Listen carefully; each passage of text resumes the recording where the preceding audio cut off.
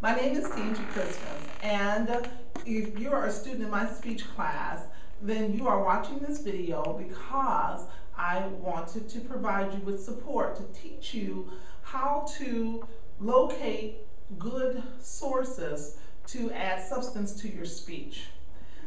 For this particular presentation, it would be helpful to you if you had this handout, PowerPoint, and it says right at the top, locating supportive material for invention.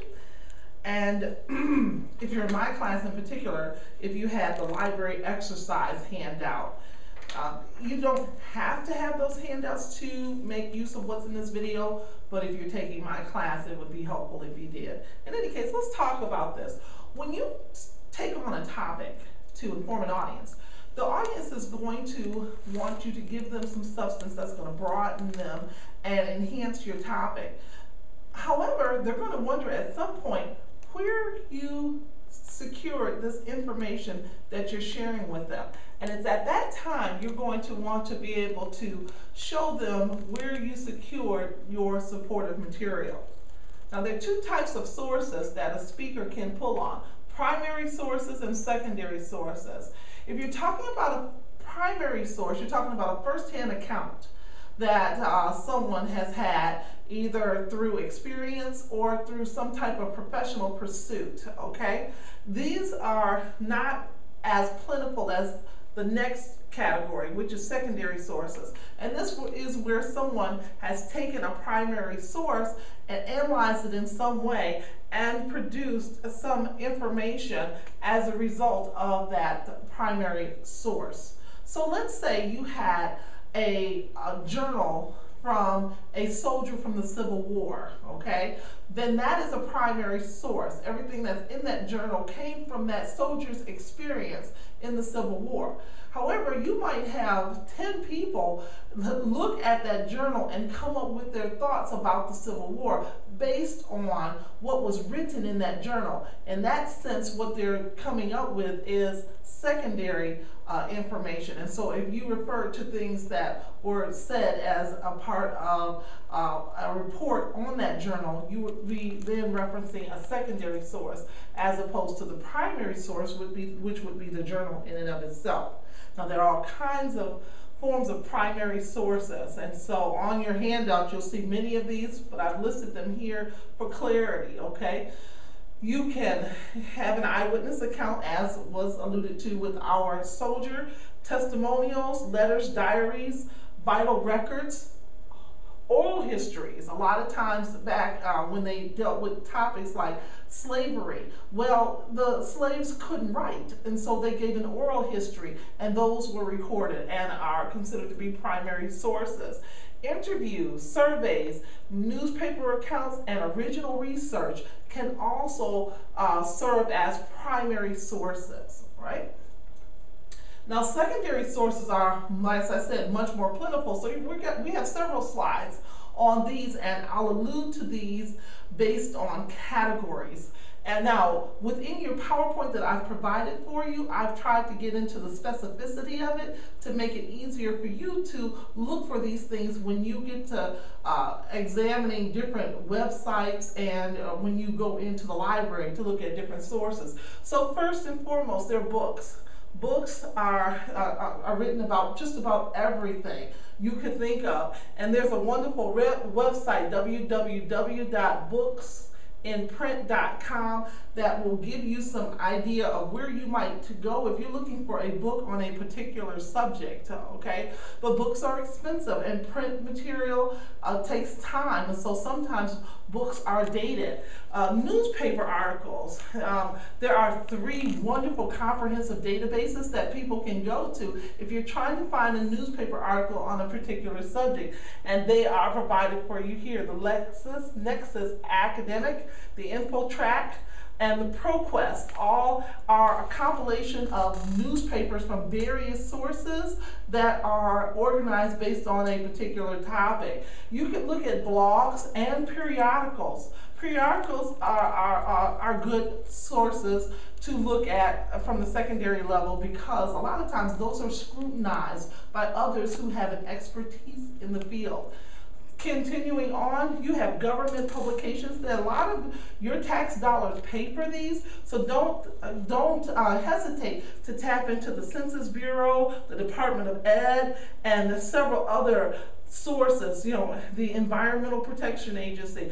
If you're dealing with something that might relate to that, you might find that there's a wonderful report on some research that's been done. Also, digital collections are very plentiful now, where you used to have to try to go and see the tape that's in a location. Now it's been digitized and it exists in a cloud, and you can get a handle on audio recordings and oral histories and have them come right to your iPad or your other electronic aid. Okay? Now, underneath newspapers, I have again listed some digital galleries that you might find particularly helpful. The American Women's History, the New York Public Library Digital Gallery, and the Library of Congress. Now, you might say, okay, well, Tangi, these are all wonderful things, but how do I access them? Well, it's pretty simple. You go visit your reference librarian, or you get online and you start going back and forth with that person through emails, and you'll find that it's pretty easy to get some information. All right. Forms of secondary sources can also come in the form of referenced works, and the almanacs and encyclopedias and books, atlases and books of poetry and quotations. You can be very helpful in adding substance to your speech and giving you a good, solid, reputable place to get that information, to secure that information. All right, now. But there is, after we've looked at primary sources and we've looked at secondary sources, but I want to take a moment to look at one type of primary source that can be particularly valuable. Some of you will take on sources that simply aren't in print a lot yet, or people haven't dealt a lot with, but yet it's a very good topic and worthy of some attention. How do you secure sources for that? Well, you can do that by using an informational interview. And so the interviews can be insightful, helpful, and help you gain source information that's dealing with a very relevant and current topic, but you have to know how to manage it well. The first thing you want to do is create a positive first impression with the entity that you want to spend time with an interview. Now that requires that you do some things, okay? You need to know the person that you're spending some time with. Take the time to read upon them. Do they have a vita? Do they or a resume that's available? Have they done some writing, or is there some information available through other means on this individual? Do your homework. People like it when they know that you've taken the time to learn about who they are, and that you're not expecting them to do all the homework, okay, all the work, so to speak. Okay, now you need to write a set of relevant, neutral questions that get at issues that are important to you, but that are not hostile or vague, okay? Another thing is, when you set the time for an interview, make sure that that interviewee knows what time you're going to arrive, and you need to be there on time. Be aware of the setting that you're in. If you're going to a corporate setting, then you need to dress in a way that's not going to embarrass that interviewee. You might be comfortable in your torn jeans and all of that, but if that person's in a professional setting and they're hosting you, they're going to need to explain you if you're not dressed properly. So make sure you're a student of where you're going and you prepare, okay? And then be prepared with permission to take notes, and that's important. If you need to take notes or record that individual, get their permission first and do it before the interview. If there are any tricky questions or whatnot, you need to give them to them early so that they can take the time to digest and clarify the questions as needed, okay? Now, when you get to the interview, you need to establish some clear boundaries. Understand that that interviewee is worthy of your respect and greet them respectfully, okay? Acknowledge their expertise. Now, I'm not saying that you should get into bowing and toe kissing. I'm just saying give honor where honor is due, okay? Make sure that you go over with them your needs and what you're going to address during the interview before you start recording. Okay, make sure they're comfortable with it. Also, let them know that they can look over your notes if you before you send it out, if they are comfortable with that. And establish and adhere to a time limit. People hate it when you take more time than you're supposed to. Okay.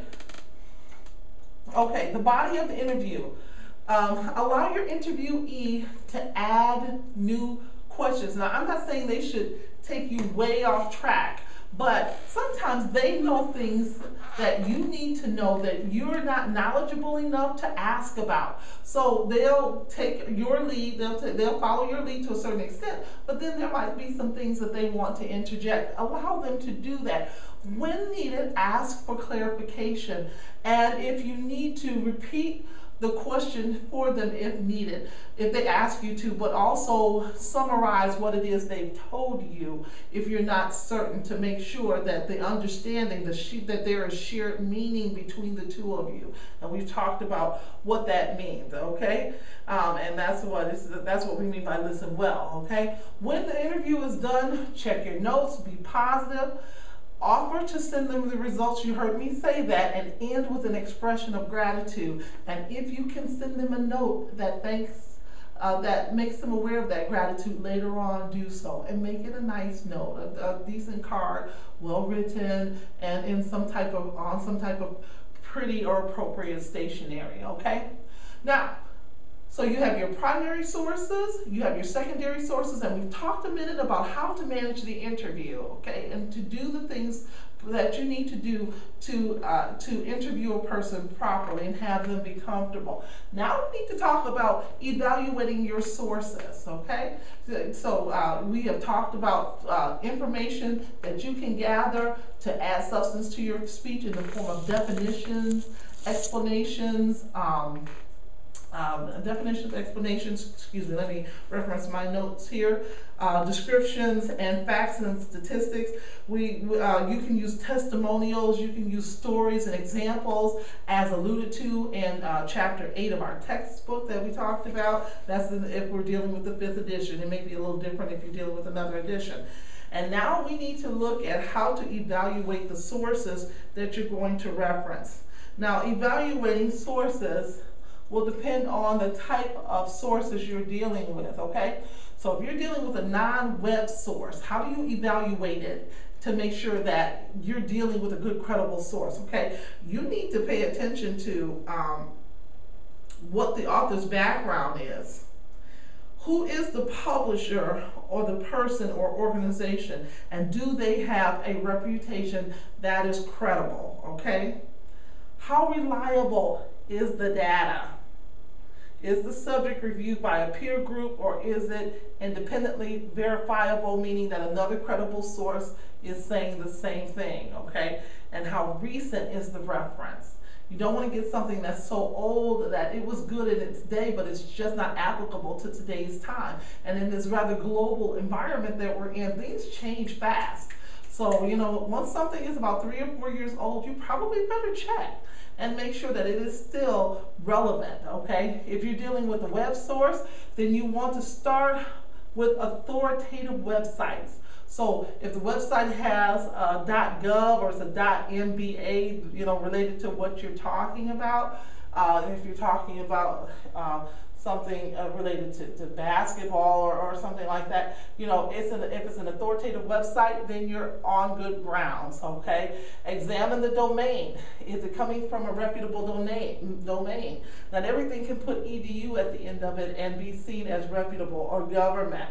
And then these others are here as well. Investigate the nature of the information that you're being given, all right? And that's being provided by the site and the link. Identify the creator of the information. If it seems too good to be true, it probably is. And so you need to check who's telling you this and how vulnerable that data is to be modified or changed. You want to, you've heard me say check for currency. Like I said, 3 or 4 years old, it's starting to get a little dated, okay? And check the site's credits. Is it coming from trustworthy sources that are, again, independently verifiable? Now, if you're uncertain about the credibility of a site, talk to the reference librarians here. They will help you determine if that site is credible, right? Now, there are various types of search engines that you can go to pull good data, but you need to know them, okay? Is it an individual search engine, which means it compiles its own databases? Or is it a meta search one where it scans a variety of individual search engines all at the same time? When you get a meta search engine, the emphasis is broad but not necessarily deep. So if you put in a subject matter, just by that one word, it will pull in articles or in database articles and sites and reference things that will have that come from all kinds of places that have that one word in it. That's okay if that's the kind of search that you need. But if you don't, and here are some examples of meta search engines. But if you need something that is specialized, and you want to go for a specialized engine where the researchers and the agencies and businesses and whatnot, they've taken the time to weed out things that are not really truly related to a particular subject matter. So it's the search is narrow, but it's deeper, and it gets, a lot of times it'll get to things that are a bit more relevant to your topic. And here in your PowerPoint, and here I have put some of these down here to help you. So you can go with Google up top if you're dealing with an individual search, but if you need something that's a bit more specialized, you might want to put in Google Scholar. Okay, and things like that. So pay attention to the type of engine that you're using, because you can take the same wording and put it in these different engines and get very different results. Okay. All right. So we're getting to the end here. You need to also know your subject. There are subject guides that are available to you that will also give you very good information. These are searchable catalogs or websites managed by people and organized into subjects such as science, education, business, the arts, and humanities. 4 of the most reliable ones are listed here. DMOZ, Infomime, this one, IPO2, Information You Can Trust, and the Yahoo directory. And so you get to these, and they will ask you what subject you're interested in, and then within that subject you can give it certain criteria, and it will pull up good information from you. Okay. As I already said, these last few, they search deep as opposed to broad, and they offer a high probability of information that's useful to your subject. But sometimes the meta engines, they can be very helpful when you're not sure what direction you're headed in, and you do need a broad range of things presented to you, okay? Now, how do you cite your sources? Well, you need to cite your sources in a manner that's consistent with how others who will look at your research would record a source. Okay, and you might say, well, why is citing a source important? Because people who want to show respect for your research and they found it informative may want to know where you pulled that information from to further their own knowledge and understanding of the subject matter. And so there are wonderful citation websites out there, NightCite, NoodleBib, and EndNote, that will assist you with citations. For my projects, I ask that you cite sources in MLA, and I give you some very specific information about how to do that. But there are other ways to cite sources that are listed in your textbook, and that you will run into APA, Chicago style, and whatnot. The thing is to know how to be consistent in citing the sources.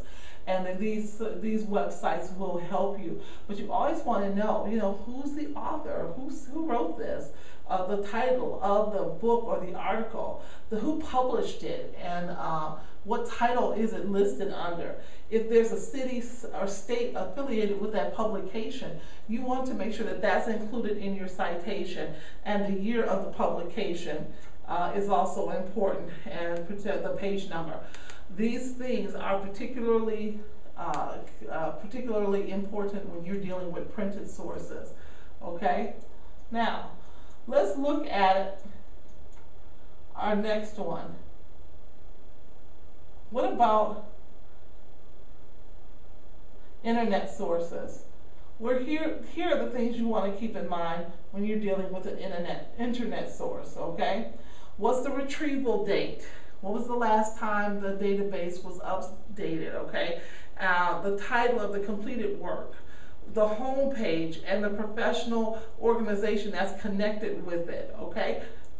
Who is the name or the author of the website? Who maintains this website? And where does it exist in print version, if it does exist? Now, as you gather this information and you plug it into the citation website that will aid you, it will help you cite the source in a way that's consistent with the format that other people use, so that your research gets the respect it deserves and the sources can serve those who might want to look at your research. It can serve them in a useful manner. All right. Now, for your topic that you've chosen, I'm expecting you to do some research.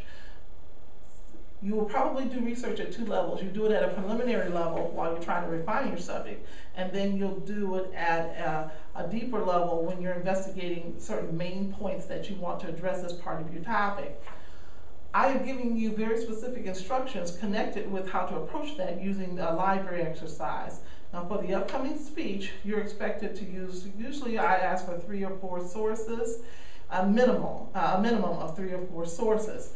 And what I'm asking you to do is to pull that information and then cite it on a card, the source card. Now, the source card is on the back page of the first page of the library exercise. And you'll see that I do ask for a few extra things there.